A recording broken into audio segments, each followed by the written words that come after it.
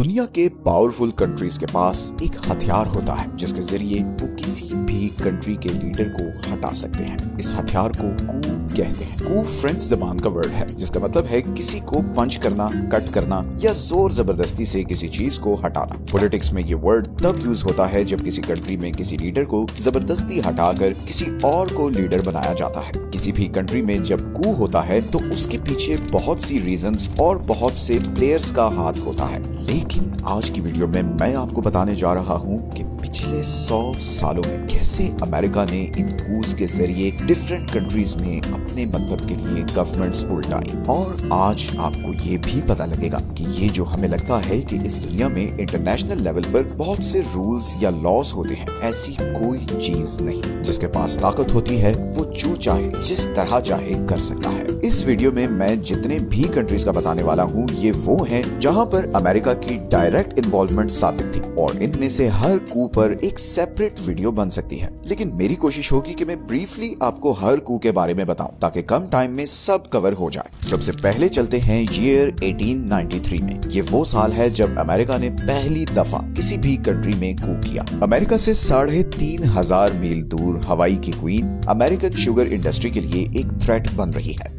असल में American missionaries आज से कई साल पहले हवाई में क्रिश्चियनिटी फैलाने की गर्ज से आए और उन्होंने यहाँ कई एकड़ जमीन खरीदी और फिर यहाँ पर शुगर फार्मिंग शुरू की। ये सारी शुगर यहाँ से अमेरिका को एक्सपोर्ट हो रही थी और लोकल्स को इसका बहुत कम प्रॉफिट मिल रहा था। क्वीन ने इन शुगर बिजनेसमैन पर रिस्ट्रिक्शंस लगाने के लिए कॉन्स्टिट्यूशन ड्राफ्ट किया तो अमेरिका में बैठे बड़े बड़े शुगर मिल्स के मालिकों के कान खड़े हो गए। और फिर कुछ ही दिनों बाद अमेरिका ने अपने बहुत सारी मिलिट्री शिप्स को यहाँ भेजा और उन्होंने चंद लोकल्स की मदद से क्वीन को हटाकर उन्हीं क्रिश्चियन मिशनरीज में से एक को हवाई का नया प्रेसिडेंट बना दिया। दूसरे कंट्रीज में टांग अड़ाने या फिर उनकी गवर्नमेंट उल्टाने की ये अमेरिका की पहली कोशिश थी जो कि पूरी तरह कामयाब हुई थी। वो कहते हैं ना कि शेर के मुंह को एक दफा खून लग जाए तो वो गांव के गांव उजाड़ देता है। कुछ ऐसा ही अमेरिका के साथ भी हुआ था। अब चलते हैं ईयर 1895। स्पेनिश एम्पायर कोलैप्स कर रही है। उनकी सारी बड़ी कॉलोनीज में रेवोल्यूशनरी मूवमेंट्स चल रही हैं, खास तौर पर क्यूबा,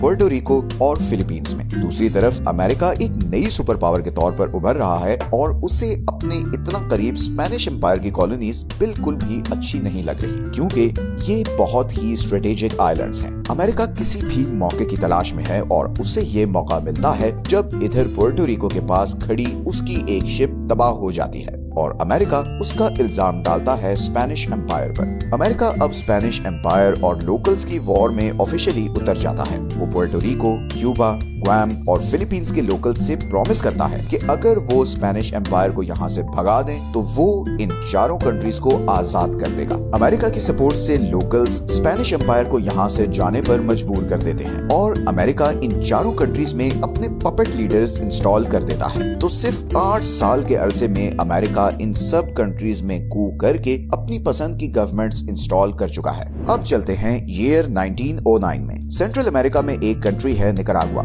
जिसकी जमीन कॉफी बीन्स उगाने के लिए बहुत फर्टाइल है और यहाँ पर बहुत सी अमेरिकन कंपनीज ने इन्वेस्टमेंट की हुई है। वो यहाँ से कॉफी बीन्स उगाकर बाकी दुनिया को एक्सपोर्ट कर रहे हैं। निकरागुआ में इलेक्शंस होते हैं और एक नया प्रेसिडेंट आता है जो आते ही कोशिश करता है कि इन अमेरिकन कंपनीज को किसी तरह रेगुलेट करे, क्योंकि ये बहुत तेजी से निकरागुआ के नेचुरल रिसोर्सेज को एक्सप्लॉइट कर रही है। अमेरिका जाहिर है ये होने नहीं देगा। अमेरिका इस प्रेसिडेंट के खिलाफ प्रोपेगेंडा करता है कि ये प्रेसिडेंट पैनामा कनाल की तरह एक कैनाल इधर भी बनाने लगा है। इससे निकरागुआ के पड़ोसी कंट्रीज भी उसके खिलाफ हो जाते हैं। हालांकि 20-30 साल बाद ये चीज सामने आ गई थी कि ये अमेरिका का एक झूठा प्रोपेगेंडा था। खैर, निकरागुआ में बगावत होती है और अमेरिका अपनी नेवी शिप्स इधर भेज देता है। अमेरिका की मदद से बागी जीत जाते हैं और प्रेसिडेंट को रिजाइन करना पड़ता है और फिर अमेरिका इधर भी अपनी पसंद की गवर्नमेंट इंस्टॉल करता है। सिर्फ 2 साल बाद 1911 में अमेरिका निकरागुआ के ही पड़ोसी होंडुरास में भी कू करवाता है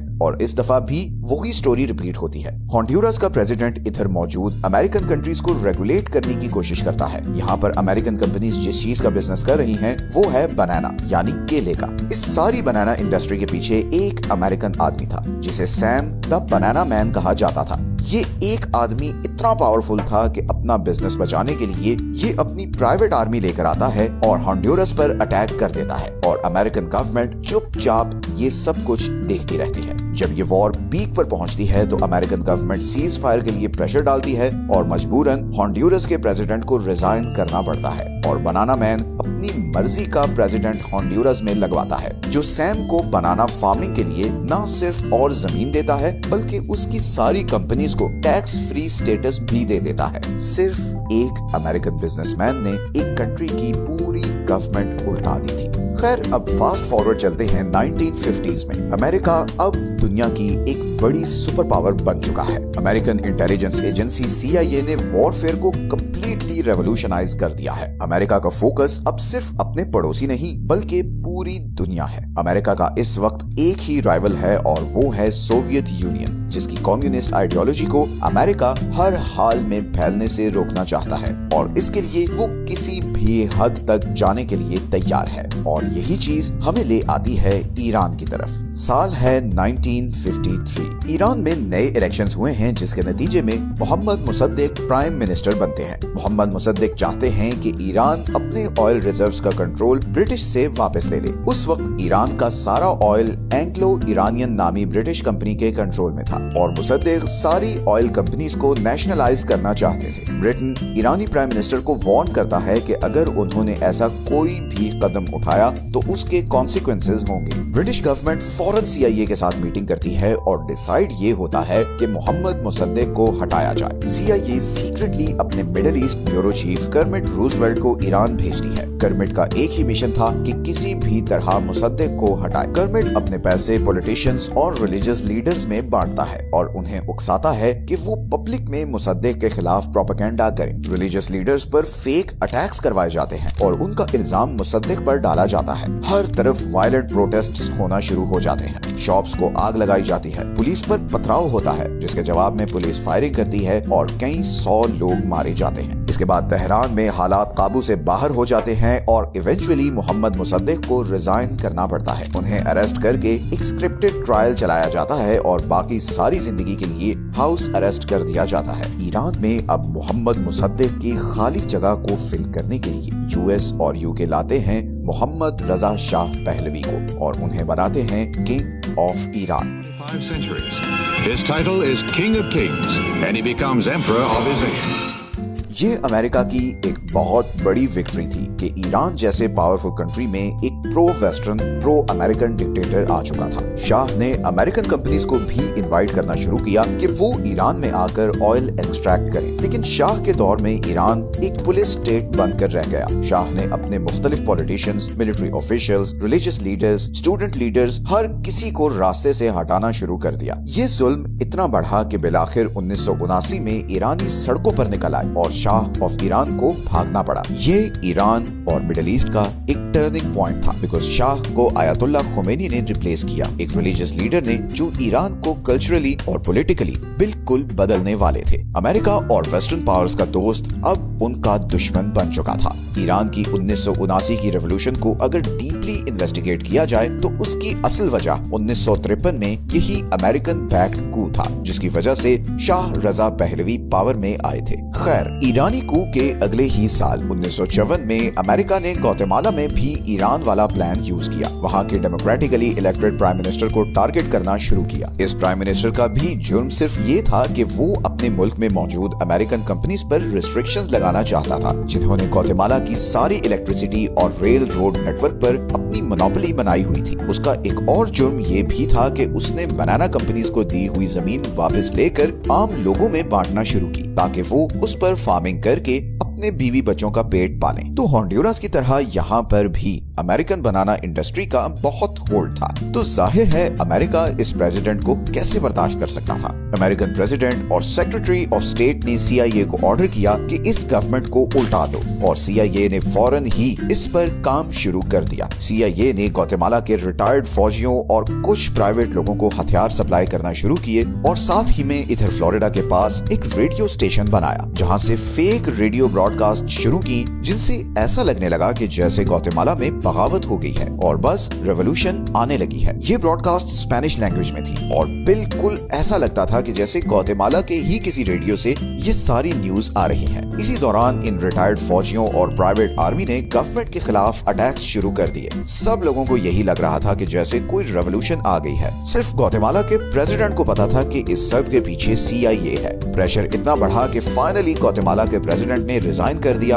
और CIA ने अपना हैंड पिक्ड नया प्रेसिडेंट वहां पर लगा दिया। इसके बाद ग्वाटेमाला में पॉलिटिकल किलिंग्स, असैसिनेशंस और इंस्टेबिलिटी का एक ऐसा दौर शुरू हुआ जो आज तक जारी है। अमेरिका में बैठे हुए चंद इंडस्ट्रियलिस्ट्स की वजह से एक पूरा मुल्क बर्बाद हो गया और आज 70 साल गुजरने के बाद भी ग्वाटेमाला इस एक कू के नताइज भुगत रहा है। खैर, अब चलते हैं अफ्रीका की तरफ। ईयर है 1960। अफ्रीका के सेंटर में एक कंट्री है कॉन्गो, जो अभी बेल्जियम से आजाद हुआ है और फ्रेश इलेक्शंस के नतीजे में पैट्रिस लुमुम्बा नाम का एक आदमी प्राइम मिनिस्टर बना है। अमेरिका इस डेवलपमेंट पर बहुत कंसर्न है क्योंकि कोल्ड वॉर इस वक्त पीक पर है और कॉन्गो नेचुरल रिसोर्सेज से माला माल कंट्री है, स्पेशली यूरेनियम से, जिससे न्यूक्लियर बॉम्ब बनते हैं। इतने रिसोर्स रिच कंट्री पर कोई इंडिपेंडेंट प्राइम मिनिस्टर कैसे आ सकता है? अमेरिका ये कभी नहीं होने दे सकता। इसीलिए अमेरिकन गवर्नमेंट एक बार फिर CIA को पैट्रिस की गवर्नमेंट उल्टाने का टास्क देती है और फिर CIA अपना पैसा, कनेक्शंस और प्रोपेगेंडा यूज करते हुए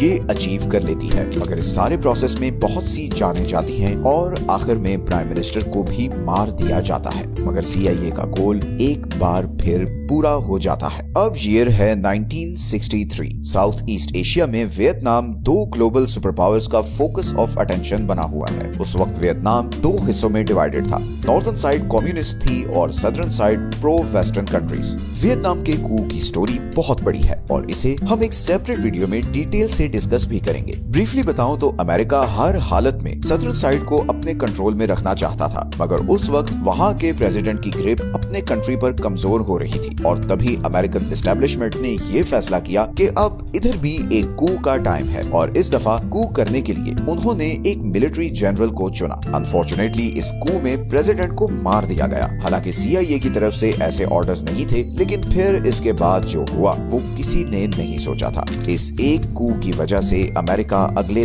10 साल के लिए यहाँ वॉर में फंस गया, जिसमें उसे बुरी तरह शिकस्त भी हुई और शर्मिंदगी भी। ये पहला कू था जिसके बुरे असरात अमेरिका पर भी पड़े थे। वियतनाम वॉर पे भी हम जल्द वीडियो बनाएंगे। इसी तरह 1964 में अमेरिका ने इधर ब्राजील में भी कू करके वहाँ की गवर्नमेंट गिराई और अपनी मर्जी का प्रेसिडेंट लगाया। अब हम आते हैं वापस सेंट्रल अमेरिका की तरफ। ईयर है 1989 और कंट्री है पैनामा। अमेरिका का इस कंट्री में बहुत इंटरेस्ट है क्योंकि यहाँ पर एक बहुत ही स्ट्रेटेजिक जो पॉइंट है पैनामा कैनाल, जहाँ से पूरी दुनिया का 6% सी ट्रेड गुजरता है। अभी तक तो पैनामा का डिक्टेटर अमेरिका के साथ बहुत फ्रेंडली रहा है, मगर अब अमेरिका का इस बंदे पर से कॉन्फिडेंस कम हो रहा है और ऐसे में एक वाकया होता है जिसमें पैनामा के फौजी गलती से अमेरिकन सोल्जर्स को मार देते हैं। अमेरिका को इसी मौके की तलाश थी। अमेरिका ने 27,000 फौजियों के साथ पैनामा पर अटैक किया, उसकी मिलिट्री को क्रश किया और डिक्टेटर को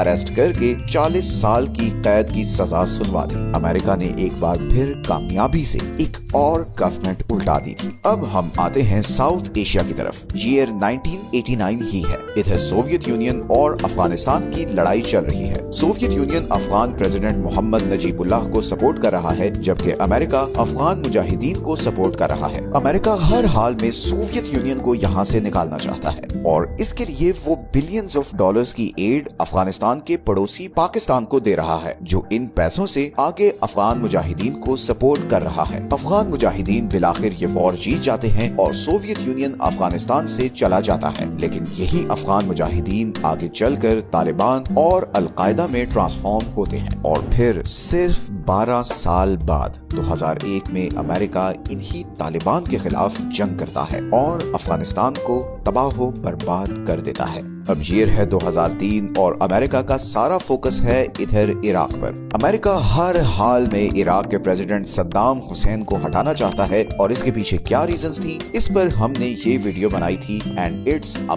मस्ट वॉच। 1980 से 2003 तक मिडिल ईस्ट की सारी डायनामिक्स में अमेरिका, इसराइल, चाइना और सोवियत यूनियन का क्या रोल था, ये सब इस वीडियो में डिस्कस हुआ है। आई वुड से कि अगर आपने आज के मिडिल ईस्ट की सिचुएशन को समझना है तो आपको ये वीडियो जरूर देखनी चाहिए। मैं इसका लिंक वीडियो के एंड में डाल दूंगा। खैर, अमेरिका 2003 में इराक पर केमिकल वेपन्स ढूंढने के बहाने अटैक करता है और सिर्फ चंद हफ्तों में सद्दाम हुसैन की गवर्नमेंट गिराकर वहां एक अमेरिकन फ्रेंडली गवर्नमेंट इंस्टॉल कर देता है। 3 साल बाद 2006 में सद्दाम को फांसी दे दी जाती है और अमेरिका का एक और कू सक्सेसफुली कंप्लीट हो जाता है। लेकिन इस कू के बाद इराक में आईएसआईएस जैसे ग्रुप्स बनते हैं जो पूरे मिडिल ईस्ट को हिला कर रख देते हैं और आज की डेट तक वो सबके लिए सरदर्द बने हुए हैं। अब हम चलते हैं इस वीडियो के आखिरी कू की तरफ। अब ईयर है 2011 और पूरे अरब में डिक्टेटर्स के खिलाफ प्रोटेस्ट्स हो रहे हैं। इन प्रोटेस्ट्स को अरब स्प्रिंग कहा जा रहा है। इस रेवोल्यूशन का सेंटर पॉइंट है लीबिया, जहां पर मोहम्मद कद्दाफी की गवर्नमेंट है। कद्दाफी पिछले 32 साल से लीबिया पर हुकूमत कर रहे हैं और लीबिया के बहुत से लोग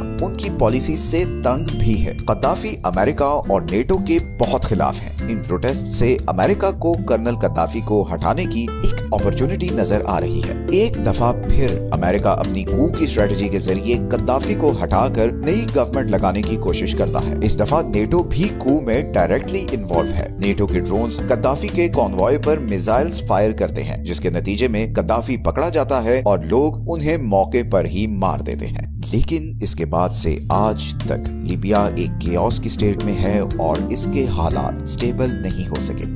आज की वीडियो शायद अभी तक इस चैनल की सबसे डिटेल्ड वीडियो थी, लेकिन ये शायद एक जरूरी वीडियो भी थी, क्योंकि इससे पता चलता है कि पावरफुल कंट्रीज और पावरफुल लोग अपने फायदे के लिए किस हद तक चले जाते हैं। And if you have power then laws will bend for you, यानी अगर आपके पास पावर है तो कानून भी आपको सलाम ठोकेगा, हमें जितना भी बुरा लगे। बट इंटरनेशनल जियोपॉलिटिक्स ऐसे ही चल रही है। लेट्स सी कि अमेरिका का अगला टारगेट कौन होता है, या फिर शायद अमेरिका अब खुद किसी डिवीजन या इंटरनल सिविल वॉर का शिकार होने वाला है। 2025 जियोपॉलिटिक्स के लिए एक बहुत ट्रांसफॉर्मेटिव साल होने वाला है। ये हैं वो सोर्सेज जहां से आज की वीडियो के लिए हमने कंसल्ट किया है। मिलते हैं नेक्स्ट वीडियो में। अपना ख्याल रखिए। अल्लाह हाफिज।